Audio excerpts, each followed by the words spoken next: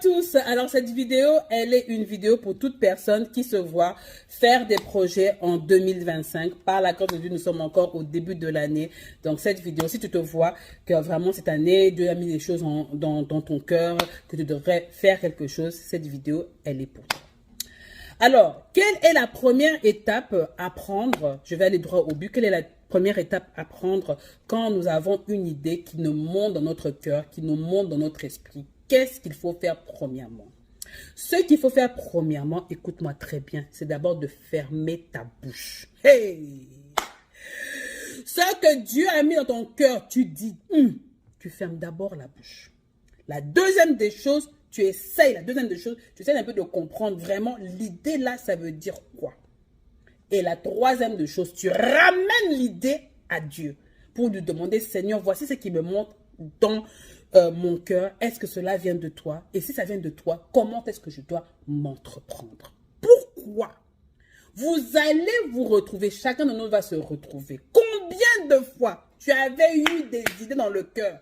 Mais après avoir entendu un commentaire négatif, tu as dit que je trouve que l'idée là n'est pas une bonne idée. Et 5 ans passent, 10 ans passent, 15 ans passent, 20 ans passent, tu n'as jamais décollé. Mais quand l'intérieur de toi-même pense à ton idée, tu as un sentiment un peu de regret. De dire, ce que je pensais, et si j'avais commencé? Mais tu n'as jamais eu le courage de commencer juste parce que tu as reçu un commentaire ou un support négatif. C'est ici que beaucoup d'entre nous faisons des erreurs. Quand quelque chose monte dans ton cœur, un projet monte dans ton cœur, au lieu d'aller d'abord chez l'auteur du projet qui s'appelle Jésus-Christ, non! Nous, on veut aller chez les amis, on veut aller dans la famille, on veut que tout le monde nous approuve avant que nous puissions avancer. Quelle folie! Ce n'est pas la famille, ce n'est pas tes amis, ce n'est pas tes connaissances qui t'a fait monter le projet dans le cœur, mais c'est le Dieu Tout-Puissant.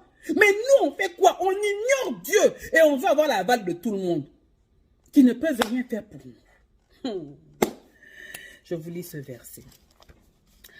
1 Corinthiens au chapitre 2, verset 9 nous dit ceci.